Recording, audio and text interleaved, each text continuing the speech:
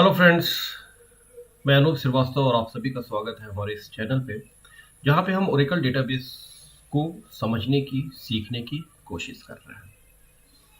आज इस वीडियो में हम बेसिक स्ट्रक्चर को समझने की कोशिश करेंगे कि ओरेकल हमारा काम कैसे करता है, हाउ ओरेकल वर्क्स। ये एक बहुत ही बेसिक सा एक्सप्लेनेशन होगा मेरा, और ये उन लोगों के लिए होगा जो अभी डेटाबेस में अभी अपने करियर को स्टार्ट किए हैं, या फिर उन लोगों के लिए होगा जो डेटाबेस पढ़ रहे हैं, सीख रहे हैं, समझने की कोशिश कर रहे हैं। ठीक है, जो डेटाबेस एडमिनिस्ट्रेटर के रूप में अपने आप को स्थापित करना चाहते हैं। ठीक है, बहुत ही सिंपल सा टॉपिक है ये, बहुत ही सिंपल सा एक्सप्लेनेशन है। इसको थोड़ा सा गंभीरता से देखिएगा, पूरी वीडियो देखिएगा। अगर आपको समझ में ना आए तो कमेंट कीजिएगा, ताकि मैं और बेहतर ढंग से चीजों को एक्सप्लेन कर सकूं हिंदी में। ठीक है, तो चलिए स्टार्ट करते हैं। ठीक है, तो आइए चलिए इस इमेज को हम थोड़ा सा समझते हैं, अंडरस्टैंडिंग करते हैं, और कोशिश करते हैं ये जानने की ओरेकल हमारा कैसे काम करता है इनिशियल से। ठीक है, तो ये इमेज हमारे ओरेकल इंस्टेंस के आर्किटेक्चर का है, जहां पे ये चीज आपको ये यूजर प्रोसेस दिख रही है, मतलब यूजर मशीन, एप्लीकेशन मशीन। ठीक है, यूजर की एप्लीकेशन प्रोसेस यहाँ पे एग्जीक्यूट हो रहा है एक डिफरेंट क्लाइंट मशीन पे। ठीक है, ये जो ऊपर का पार्ट है आपका, instance, server process, listener and data files, all the things, ये सारी चीजें हैं हमारे ओरेकल डेटाबेस सर्वर का पार्ट। राइट, इसमें इंस्टेंस है। इंस्टेंस हमारा मेमोरी स्ट्रक्चर होता है। जो भी इंस्टेंस है हमारा, ये मेमोरी का पार्ट होता है ओरेकल डेटाबेस सर्वर में। ठीक है, ये आपका पार्ट जो है ये होता है फिजिकल पार्ट होता है, फिजिकल स्ट्रक्चर होता है किसी भी एक डेटाबेस सर्वर का। राइट, कुछ बैकग्राउंड प्रोसेस होते हैं जिनको मैं डिफरेंट वीडियो में एक्सप्लेन करूंगा। सर्वर प्रोसेस होता है और एक लिसनर प्रोसेस होता है। ठीक है, ओरेकल डेटाबेस इसी फाइल स्ट्रक्चर, इसी मेमोरी स्ट्रक्चर और इसी बैकग्राउंड प्रोसेसेस के ऊपर ही बेस्ड है।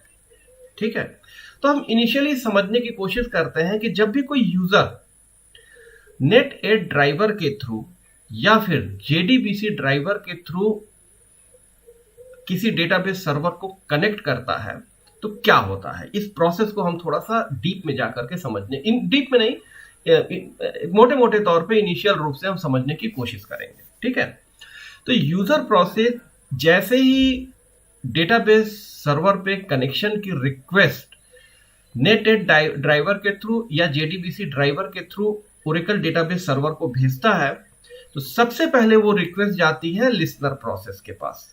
ठीक है, लिसनर प्रोसेस क्या करता है कि यूजर को एथेंटिकेट करता है। ठीक है, अगर सॉरी अगर एथेंटिकेशन फेल हो गया तो उस केस में सिंपल क्लाइंट मशीन पे एरर आ जाएगी, user ID and password are invalid. Right, तो रिक्वेस्ट हमारी सबसे पहले लिसनर प्रोसेस के पास जाती है। अगर कनेक्शन एथेंटिकेशन, यूजर एथेंटिकेशन पास हो गया, ठीक है, उस केस में हमारा डेटाबेस इंजन क्या करता है, इस कनेक्शन के बिहाफ पे एक सर्वर प्रोसेस एलोकेट कर देता है। ठीक है, एक कनेक्शन एथेंटिकेट होने के बाद हमारा डेटाबेस सर्वर क्या करता है, सर्वर प्रोसेस एलोकेट कर देता है इस यूजर के कनेक्शन के बिहाफ पे। ठीक है, कनेक्शन स्टेब्लिश हो गया। अब यूजर क्या करेगा, डीएमएल एग्जीक्यूट करेगा। डीएमएल क्या होता है, select, insert, update, delete statement. Right, user जैसे ही कोई डीएमएल एग्जीक्यूट करता है और वो स्टेटमेंट सर्वर प्रोसेस के पास जैसे ही जाती है, सर्वर प्रोसेस क्या करता है, उस सिक्वल को उस सिक्वल को सर्च करता है हमारे शेयर्ड पूल एरिया में। ठीक है, शेयर्ड पूल एरिया में सिक्वल को फाइंड आउट करता है। अगर सिक्वल इस शेयर्ड पूल एरिया में नहीं मिलता है, उस केस में सिक्वल की पार्सिंग होती है और उसका एग्जीक्यूशन होता है। पार्सिंग एक डिफरेंट टॉपिक है, पार्सिंग को हम एक अलग वीडियो में आपको एक्सप्लेन करेंगे कि सिक्वल की पार्सिंग कैसे होती है, राइट। अब शेयर्ड पूल एरिया में जो सिक्वल है वो फाइंड आउट हो गई। ठीक है, उसके बाद हमारा ओरेकल इंजन क्या करता है, जो भी रिक्वायर्ड डेटा होता है वो हमारा बफर कैशे में, डेटाबेस के बफर कैशे से सेलेक्ट करता है, रिट्रीव करता है। ठीक है, अगर required blocks, required data database buffer cache में अवेलेबल है तो यहीं से रिट्रीव करेगा और यूजर के पास उसको रिजल्ट भेज देगा। ठीक है, अगर डेटाबेस बफर कैशे में डेटा अवेलेबल नहीं है तो रिक्वायर्ड डेटा को हमारा सर्वर प्रोसेस डेटा फाइल से रीड करेगा और उसको कॉपी करेगा हमारे डेटाबेस बफर कैशे में। डेटाबेस बफर कैशे में आने के बाद वो फिर server process output user process को एग्जीक्यूट करेगा। ठीक है, अब ये तो हम एक मोटी मोटी तौर पे जान गए कि क्या होता है। ठीक है, लिसनर प्रोसेस क्या करता है, सर्वर प्रोसेस क्या होता है, ठीक है, शेयर्ड पूल क्या होता है, डेटाबेस बफर कैशे क्या होता है। ठीक है, और ब्लॉक हमारे ट्रांसफर कौन करता है, ब्लॉक डेटा फाइल से डेटा बेस बफर कैशे में हमारा सर्वर प्रोसेस कॉपी करता है ब्लॉक को। ठीक है, रिक्वायर्ड डेटा को डेटा फिजिकल फाइल से हमारा मेमोरी में ले आता है।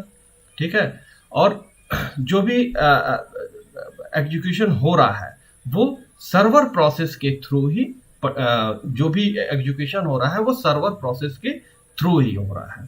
ठीक है, इसको हम आगे और चीजों को पार्ट में करके और एक्सप्लेन करके हम आपको बताएंगे। ठीक है, तो आज के लिए इतना ही। मुझे लगता है आज का वीडियो आपको पसंद आया होगा। अगर पसंद आया है तो आप शेयर करें अपने दोस्तों के साथ, सब्सक्राइब करें ताकि आपको नोटिफिकेशन टाइम टू टाइम मिलता जाए।